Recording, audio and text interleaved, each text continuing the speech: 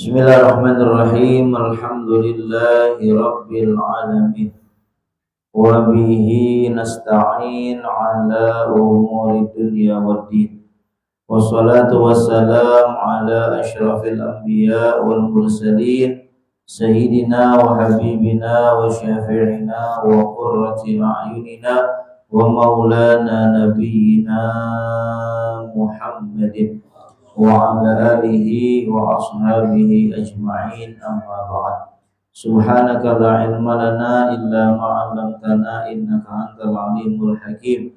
Rabbi shrah li sadri wa yassir li amri wahlul 'uqdatam min lisani yafqahu qawli. Rabbi a'udzu bika min hamazati syayatin wa a'udzu bika rabbi an yahdurun. Amin ya rabbal alamin. Alhamdulillah, kita bersyukur kepada Allah Azza wa Jalla Subhanahu wa Ta'ala pada malam hari ini, di malam Senin, sebagaimana biasa kita berkumpul di mushola yang kita cintai ini, mushola Ar-Raudhah, untuk sama-sama kita melaksanakan salah satu kewajiban kita, yaitu menuntut ilmu. Besar harapan kita mudah-mudahan dengan barokah duduknya kita di majelis ini menjadi wasilah Allah Subhanahu wa Ta'ala mengampuni dosa-dosa kita, Allah maafkan kesalahan kita, Allah mudahkan segala urusan kita, Allah luaskan rezeki kita, Allah berkahi kehidupan kita, Allah jadikan keluarga kita, rumah tangga kita sakinah, mawaddah, warahmah. Allah jadikan anak keturunan kita anak-anak yang sholihin dan sholihat, dan kelak saat wafat Allah wafatkan kita semua dalam husnul khatimah fi khairin wa lutfin wa afiyah. Amin ya rabbal alamin. Melanjutkan pembahasan kita takrir kitab Fathul Gharib Al-Mujib ala Tahdzib Targhib wa Tarhib, halaman 68, At-Targhib fil Muhafazati 'alal wudu wa salatu rak'ataini ba'dal wudu wa fil muhafadhah 'ala siwak. Bismillahirrahmanirrahim. Qala al-imam al-muallif rahimahullahu ta'ala wa adama naf'a bihi wa bi barakati 'ulumihi wa bikum fid dharain amin. Radhiyallahu anhu wa radhiyallahu ankum. At-targhib fil muhafadhati 'alal wudu. Bab kita malam hari ini setelah yang lalu tentang wudu, kemudian menyempurnakan dan memanjangkan basuhan serta bacaan yang dibaca setelah kita wudu. Maka selanjutnya masih tentang wudu, yaitu tentang anjuran menjaga wudu dan sholat 2 rakaat setelah wudu, dan juga menjaga alas siwak, yaitu menggunakan siwak. Wa qala ta'ala, Allah berfirman, innallaha yuhibbut tawwabina wa yuhibbul mutatahhirin. Surah Al-Baqarah ayat 222. Allah ngasih kabar kepada kita, sesungguhnya Allah Subhanahu wa Ta'ala yuhibbut tawwabin. Allah senang, Allah cinta, Allah sayang pertama kepada orang-orang yang bertaubat. Wa yuhibbul mutatahhirin, dan Allah juga sayang, Allah cinta kepada orang-orang yang senantiasa bersuci. Jadi 2 golongan di ayat ini yang betul-betul dicintai oleh Allah. Kenapa saya katakan betul-betul? Karena bisa kita lihat dari kalimatnya. Allah bilang yuhibbut tawwabin wa yuhibbul mutatahhirin. Padahal Kalau dari struktur bahasa, bisa aja ketika mau menyatakan cinta kepada dua golongan ini, Allah cukup pakai wawu atof aja, wawu sambung, wawu penghubung. Bisa Allah bilang yuhibbut tawabin wal mutatahhirin. Bisa. Artinya enggak mengubah juga, maknanya sama. Allah mencintai orang-orang yang taubat dan Allah mencintai orang-orang yang bersuci, mensucikan diri. Tapi kenapa kalimat yuhibbunya Allah sampai ulang lagi? Seakan-akan kalau dari struktur bahasa kayak apa namanya tuh, kita dulu belajar bahasa Indonesia tuh pemborosan kata gitu. Allah mencintai orang-orang yang taubat dan Allah mencintai orang-orang yang bersuci. Ternyata makna di belakangnya adalah Allah ingin menunjukkan bahwa kedua golongan ini punya perhatian besar dari Allah Subhanahu wa Ta'ala, atau bisa juga dikatakan punya perhatian yang sama dari Allah, baik orang yang bertaubat dari dosa-dosanya maupun orang yang membersihkan diri daripada kotoran-kotoran yang ada pada badannya. Ya, maka kita yang mana nih? Ya mudah-mudahan dua-duanya. Ya, walaupun mungkin kita udah sholat 5 waktu, udah kita jalanin, terus kita bukan dalam rangka taubat, enggak. Semua orang itu wajib bertaubat kepada Allah. Kenapa? Karena setiap kita pasti punya kesalahan dan kesalahan itu wajib kita mintakan ampun kepada Allah. Terlebih memang taubat itu biasanya identik dengan orang-orang yang udah jauh gitu perbuatannya tuh. Ya, udah banyak banget dosanya, maka dikatakan taubat. Sebetulnya enggak begitu juga. Kita juga yang alhamdulillah kita udah ibadah misalnya dan segala macam, itu juga kita dalam rangka taubat juga. Ya, minta ampun kepada Allah. Dan Allah suka, Allah demen sama orang-orang yang taubat. Maka kasih tahu saudara-saudara kita, kasih tahu teman-teman kita, kasih tahu orang-orang sekitar kita. Ya, jangan pernah berputus asa dari rahmat Allah. Jangan pernah berputus asa dari ampunan Allah. Sebesar apapun dosa kalian, dosa kita, rahmat Allah masih jauh lebih besar. Kalau Allah mau ngampunin gampang, tinggal kita mau minta ampun apa enggak. Minta ampun kepada Allah paling gampang, paling murah. Allah ampunin dosa kita, paling gampang. Ya, jangan merasa pesimis, diampunin enggak ya, diterima enggak ya, jangan. Yang penting sungguh-sungguh mau kembali kepada Allah, mau taubat kepada Allah, sungguh-sungguh enggak mau ngulangin lagi perbuatan dosa kita, insya Allah ya diterima Allah Subhanahu wa Ta'ala dan menjadi orang-orang yang dicintai Allah. Illa man taba wa amana wa amila amalan shalihan ulaika yubaddilullahu sayyi'atihim hasanat. Janji Allah tuh, orang-orang yang taubat Allah akan ganti keburukannya dengan kebaikan. Ada makna lagi di balik itu. Allah akan ganti teman-teman yang mungkin gara-gara dia taubat dia nggak ditemenin lagi, Allah ganti sama teman-teman yang baik lagi. Kadang-kadang begitu, orang mau taubat dia mikir, tunggu nggak punya teman lagi, nggak ada CS-nya lagi, nggak ada peduli lagi. Enggak, Allah ganti. Ulaika yubaddilullahu sayyi'atihim hasanat. Diganti sama Allah, ya. Apa yang hilang dari dulu zaman kemaksiatan lalu kita mau taubat, Allah ganti apa yang apa yang udah kita tinggalkan itu justru gantinya adalah berupa kebaikan dari Allah. Ya. Maka ayo sama-sama kita semua terus kembali kepada Allah.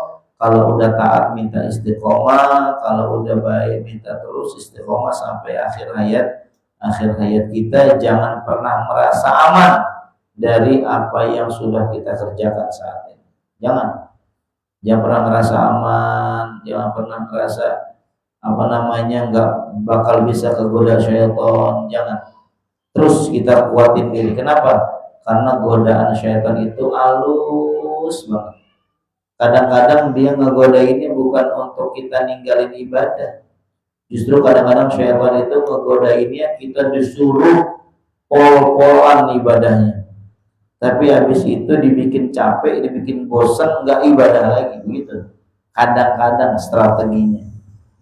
Ya.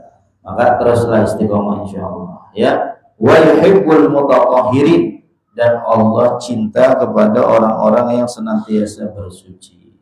Nah, kemudian wa an Nabi Hurairah radhiyallahu anhu, dari Sayyidina Abi Hurairah radhiyallahu anhu, anna Rasulullah sallallahu alaihi wasallam qala li Bilal, Nabi sallallahu alaihi wasallam bahwasanya beliau pernah berkata kepada Sayyidina Bilal ibn Rabah radhiyallahu anhu,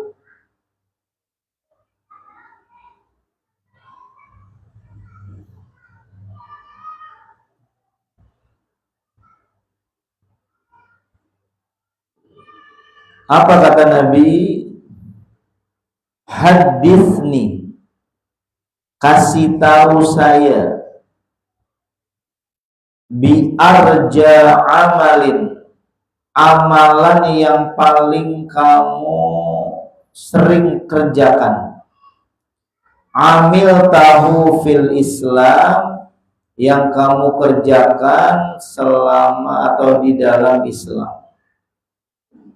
Inni sami'tu daffana alaik fil jannah, karena kata Nabi, aku mendengar suara langkah sendalmu di dalam surga.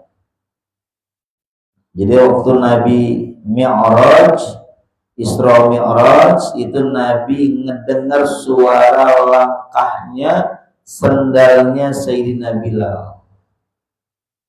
Bayangin, dari kalimat ini kita tahu nih, dikasih tahu secara tersirat, Nabi itu sama sahabatnya, sama umatnya, saking pedulinya, sampai langkah kakinya Nabi bisa bedain mana langkah kaki Bilal, mana langkah kaki Sayyidina Abu Bakar Siddiq, mana langkah kaki sahabat yang lain. Saking pedulinya Nabi. Ada orang sepeduli Nabi? Enggak ada. Jangankan langkah kaki, sendal teman kita lupa itu sendal siapa. Ya, kecuali emang yang dia kagak punya sendal lagi dah, yang udah bolong sampai 2 gitu ya, insyaallah. Nah, lalu Bilal menjawab, Sayyidina Bilal bin Rabah radhiyallahu anhu menjawab, qala, beliau mengatakan, ma'amiltu amalan, aku nggak pernah ngerjain apa-apa ya Rasulullah, arja indi, yang aku andalkan, min, kecuali daripada anni, ketika aku lam atatohar fi sa'atin, ketika aku bersuci di satu waktu, min lailin aw naharin, di malam atau siang hari, illa shallaitu bidzalika tuhur, kecuali setelah itu aku sholat, setelah aku bersuci itu. Ya, ma kutibali an usalliya, ya, aku nggak melakukan apa-apa kecuali aku hanya sholat 2 rakaat. Nah, dari sini dikatakan oleh para ulama, maka dinamakan sholat ini namanya sholat sunnatul wudu, sholat sunnah wudu. Waktu Nabi nanya ini sama Sayyidina Bilal, Rasulullah ngerjain apa kagak? Hah? Rasulullah ngerjain sholat sunnah wudu nggak? Enggak. Rasulullah nggak ngerjain, Rasulullah nggak ngajarin. Ini kepengenannya Sayyidina Bilal. Kalau bahasa kita apa ya namanya? Ya pokoknya beliau demen gitu kalau habis wudu beliau sholat. Dan Nabi nggak pernah mencontohkan. Apakah waktu Nabi nanya begini lalu Nabi bilang bid'ah karena aku tidak mengerjakan? Enggak. Artinya nggak boleh menimbang hukum itu dari Nabi kerjakan atau Nabi tidak mengerjakan. Karena terlalu banyak yang mungkin tidak sempat atau tidak dikerjakan oleh Nabi, tapi banyak dikerjakan oleh para sahabat atau pada masa setelahnya. Gitu, ya, di antaranya ini Nabi nggak melaksanakan sholat sunnah wudu, yang melaksanakan Sayyidina Bilal. Tapi lihat apa yang didapat oleh Sayyidina Bilal. Ternyata dari sholat sunnah wudunya beliau, Allah muliakan dengan Allah memastikan Bilal ibn Rabah radhiyallahu anhu masuk ke dalam surga. Kau tahu dari mana pasti? Ya dari kalimat ini. Suara langkah sendalnya ada di dalam surga. Itu dah orang bego juga tahu maksudnya apa. Maksudnya Sayyidina Bilal udah pasti masuk surga. Orang yang masih hidup suara langkah sendalnya udah ada di surga. Kemuliaan besar nggak tuh? Kemuliaan besar dari Allah Ta'ala. Gegara apa? Gara-gara melaksanakan sholat 2 rakaat. Ya, nah maka kita ngamalin apa enggak? Fadhol, silakan. Kalau jamaah mau mengamalkan, ya kalau enggak cukup waktu, para ulama kita ngasih solusi. Boleh kalau sholat sunnah kita gabung, boleh. Habis wudu, pas azan selesai, masuk musola, masuk masjid, ya waktunya nggak banyak, 4 menit, 5 menit komat. Misalnya cukup 2 rakaat doang. Ya udah niatin sholat sunnah wudu, sekalian niatin sholat qobliyah. Boleh gak? Boleh. Ya, kalau sholat sunnah digabung boleh. Kalau sholat wajib nggak boleh. Enak banget kalau boleh. Sholat subuh, Allahu sholli fardhu subhi wa zuhri wal asri wal maghribi wal isya'i. Di kemplang Jibril ente tengok sebelah. Ya, kalau sholat sunnah boleh. Ya, kalau sholat sunnah boleh. Misalnya habis maghrib, ya nggak pas nggak ada taklim, pengen sholat sunnah ba'diyah, pengen juga sholat sunnah awabin, pengen juga sholat sunnah taubah, boleh digabung aja 2 rakaat. Ya, tapi kalau mau pisah-pisah lebih bagus. Tapi kalau mau digabung boleh. Ya, ini namanya sholat sunnah apa? Sholat sunnatul wudu, 2 rakaat setelah kita berwudu. Allahu sholli sunnatul wudu. Ya, atau niat bahasa Indonesia boleh, saya niat sholat sunnah wudu. Nah, ini amalan Sayyidina Bilal bin Rabah yang menyebabkan beliau Allah pastikan dirinya masuk ke dalam surga.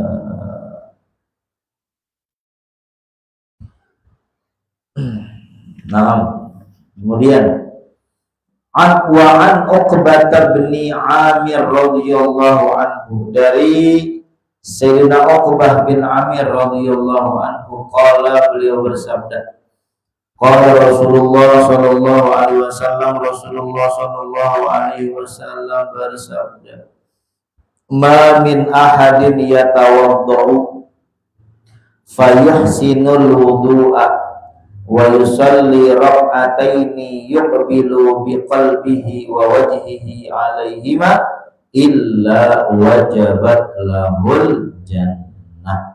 Rawahu Muslim wa Abu Dawud wa Nasa'i wa ghairuhum radhiyallahu anhu.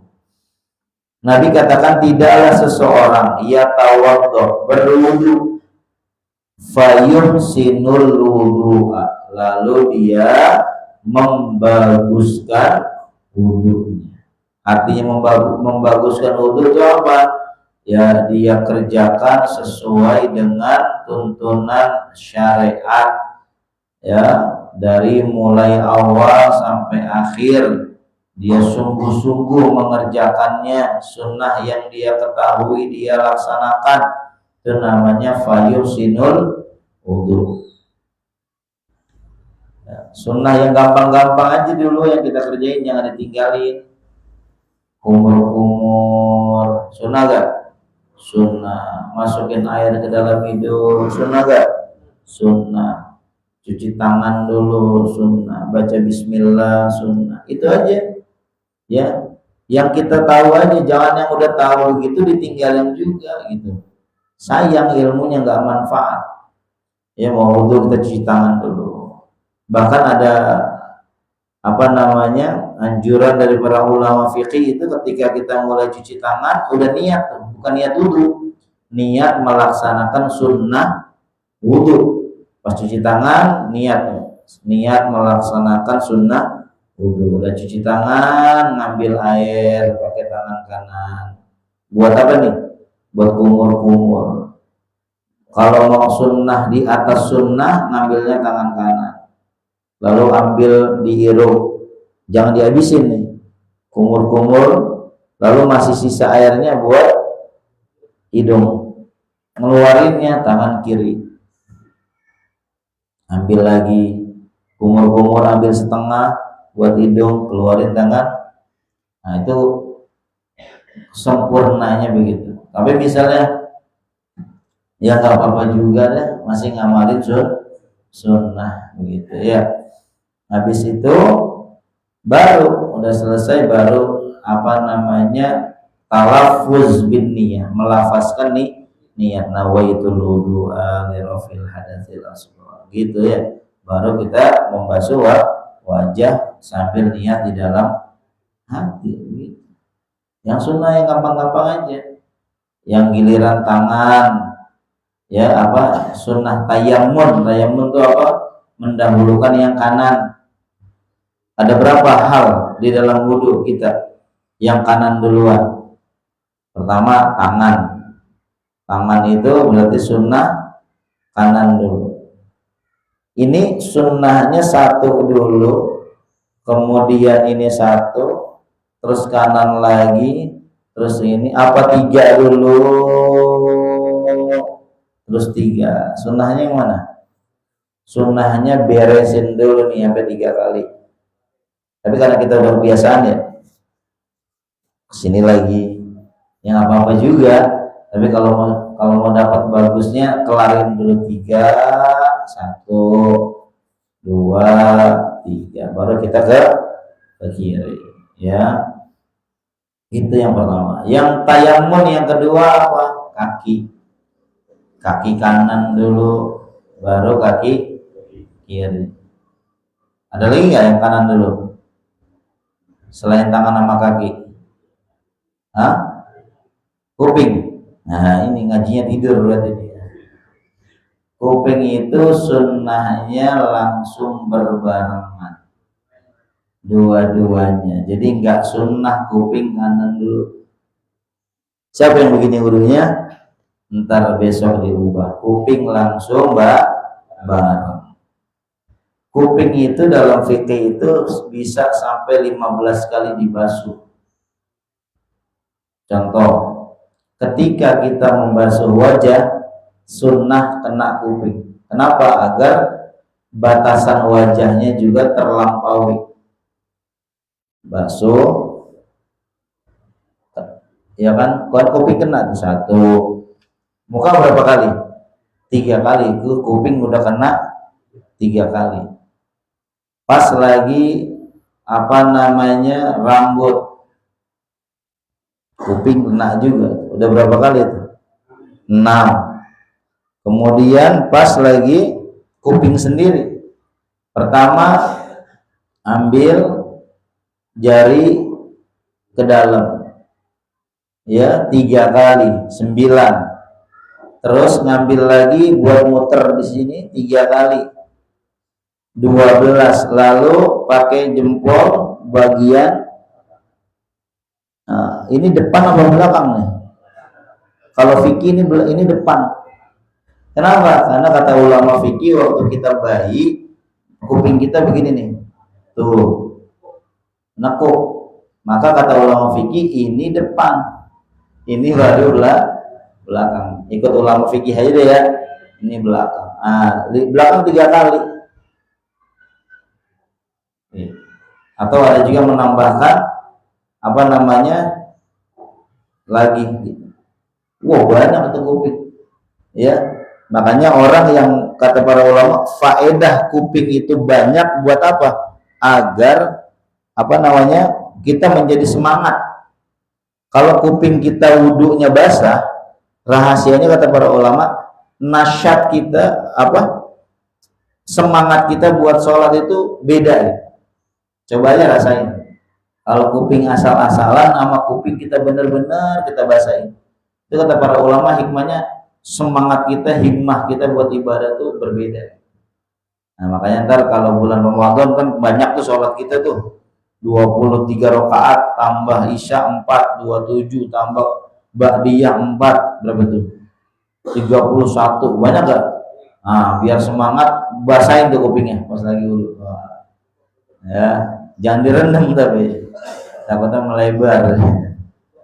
Ya, Masya Allah. Nah, jadi disempurnakan wudhunya. Siapa yang berwudhu lalu dia sempurnakan. Pokoknya sunnah yang dia tahu kerjain. Kemudian dia sholat 2 rakaat setelah itu dengan menghadapkan hatinya, wajahnya kepada Allah, maka balasannya apa? Illa wajabat lahul jannah. Maka baginya wajib masuk surga. Amin ya rabbal alamin. Ya walaupun mungkin gak setiap wudhu, minimal pernah ngamalin, atau sehari minimal dalam 5 kali wudhu sekali dah amalin. Ya sholat sunnah wudhu. Ya, biar apa? Biar yakin kalau ilmu itu kita udah tahu itu kita amalin. Nanti yakin jadinya. Kalau ilmu nggak pernah diamalin, nanti nggak menimbulkan keyakinan. Kenapa? Karena kita nggak ngamalin. Amalin insya Allah ya. Sholat sunnah 2 rakaat doang. Bacaannya kul juga nggak apa-apa. Ya. Kul huwallahu ahad sama kul ya nggak apa-apa dah. Ya.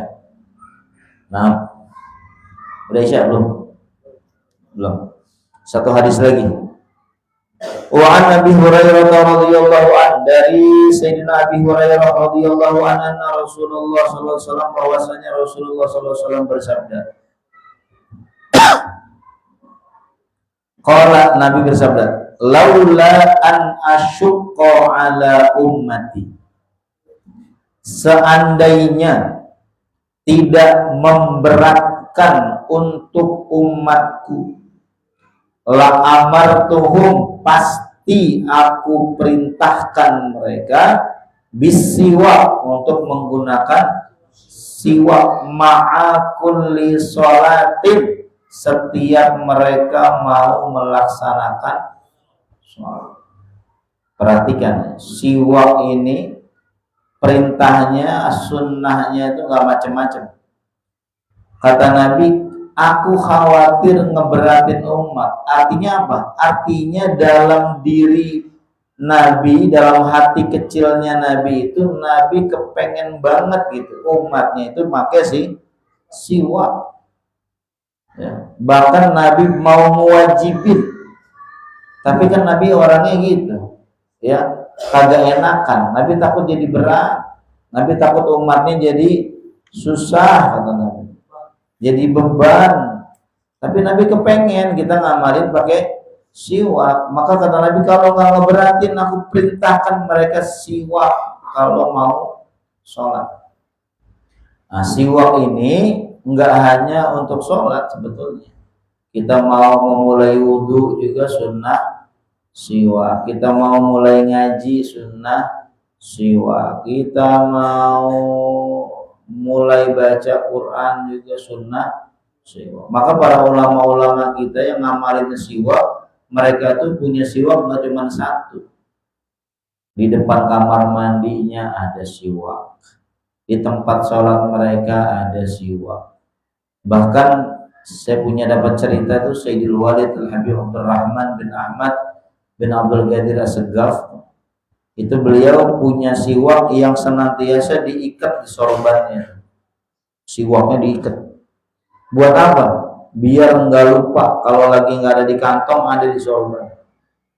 Saking apa tuh? Saking mementingkan si siwak. Beli dan ntar berapa sih harganya?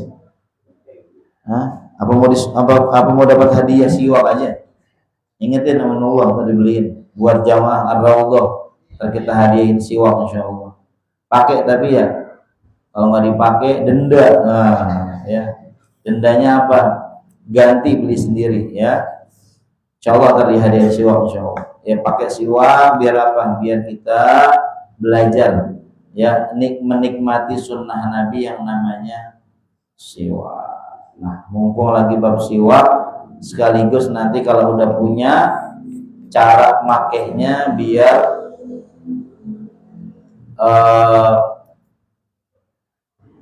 sunnah juga. Sebetulnya pakai siwak mah begini-begini aja juga nggak apa-apa. Itu juga udah sunnah. Tapi ada kaifiat dari para ulama bagaimana Nabi SAW menggunakan siwak. Pertama, megang siwak itu jempol sama jari kelingking kita di bawah, 3 jarinya di atas. Ini megangnya nih begini ya. Tapi kalau mau megang begini juga boleh, tapi sunnah begini. Kemudian memulainya dari sebelah kanan atas, dari sebelah kanan atas, dari sini nih. Terus kemana? Dari kanan atas, bukan ke atas, tapi dari kanan atas ke bawah kiri, naik ke kiri, ke bawah kanan, kayak bikin angka 8. Jadi nyiwaknya tuh gitu, 1, 2, 3. Udah sampai sini, lalu kemana? Ke lidah sekali, terakhir ke atas sekali. Udah. Jadi 3 lidah, terus langit sekali. Udah selesai, taruh lagi. Wah kotor dong ini, sikat gigi juga makanya. Jangan siwak doang, sikat gigi kagak ya bau sih. Lagi kalau kita wudhu juga pakai siwak, bersih kan, habis wudhu kita bersihin ya. Nah, makanya habis maulid subuh lagi ya, ada wudhu sama jengkol. Masya Allah ya. Itu siwak. Ayo dah sama-sama, nggak usah malu. Masa kita maaf naruh yang lain-lain lah ya di kantong kita pede aja, masa naruh siwak nggak percaya diri. Justru ini adalah bagian dari menghidupkan sunnah yang pahalanya bisa lebih besar kalau di tengah umat sudah banyak yang meninggalkan. Ya, apa tuh di mana hadisnya tuh? Man ahya sunnati inda fasadi ummati. Siapa yang menghidupkan sunnahku di saat rusaknya umat. Rusak umat bukan cuma umat berbuat maksiat, enggak. Umat udah banyak tidak mengerjakan, itu juga termasuk daripada rusaknya umat. Umat nggak mau ngerjain sunnah lagi, siwak, kita ngerjain, nah, itu pahalanya akan lebih besar. Dalam riwayat yang lain, inda kulli sholat, setiap dia mau sholat. Insyaallah ya, mudah-mudahan 3 hadis dan 1 ayat ini tentang wudu dan siwak menjadi ilmu pengetahuan yang bisa kita amalkan bersama oleh kita semuanya insyaallah. Amin ya rabbal alamin. Baik. Kalau berdarah tidak membatalkan wudhu. Berdarah itu bukan hal yang membatalkan wudhu. Tinggal dibersihin, udah nggak usah wudhu. Nah, kalau giginya copot ya itu musibah. Musibah. Kalau nggak ada giginya digusinya aja dah. Masya Allah. Ya, mudah-mudahan barokah manfaat fi dini wa dunya wal akhirah. Al-Fatihah. A'udzu billahi minasyaitonir rajim. Bismillahirrahmanirrahim. Alhamdulillahirabbil alamin. Arrahmanir rahim. Maliki yaumiddin. Na'budu wa iyyaka nasta'in. Ihdinas siratal mustaqim. Siratal ladzina an'amta 'alaihim ghairil maghdubi 'alaihim waladdallin.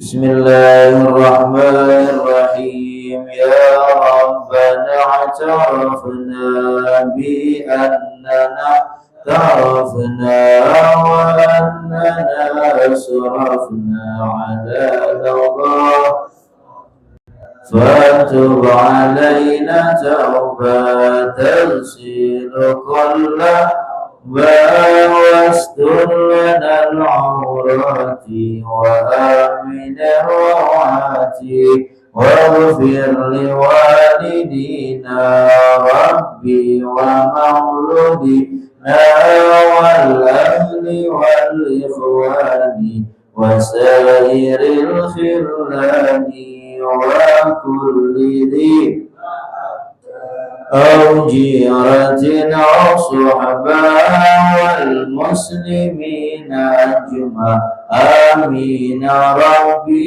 أسمع فضلا وجودا لا باكتساب منا بالمصطفى الرسول نحظى بكل سوني صلى وسلم عليه عند الحب وآله والصحب عداد قص صحبي والحمد لله في البدء والتناهي لهم بها سبحانك اللهم وتحيتهم فيها سلام وآخر دعوانا أن الحمد لله رب العالمين.